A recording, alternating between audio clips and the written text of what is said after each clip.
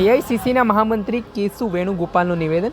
આ કોંગ્રેસ સંગઠનની આંતરિક બેઠક હતી। સંગઠનને મજબૂત કરવા અંગે ચર્ચા થઈ।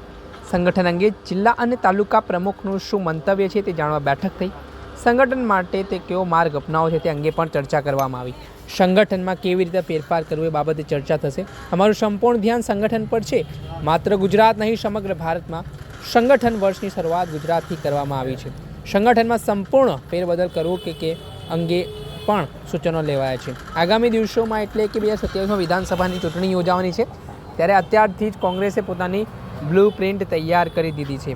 આને જ લઈને અનેક પ્રકારના સવાલો ઉઠી રહ્યા છે।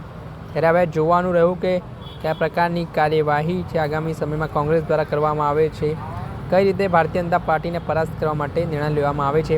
આ મામલે આપણે શું કહી રહ્યા છે એઆઈસીસીના મહામંત્રી કેસી વેણુગોપાલ, તે સાંભળી લો। Meeting what we are planning is to party और संगठन मजबूत करने के लिए क्लियर ऑर्गेनाइजेशन का मीटिंग है।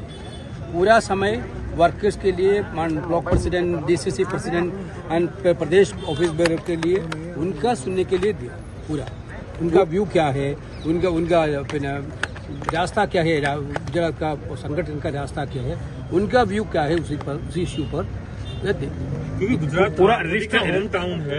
27 इलेक्शन यार मोटो डीजाई છે યાર કેમ આમ કરે છે?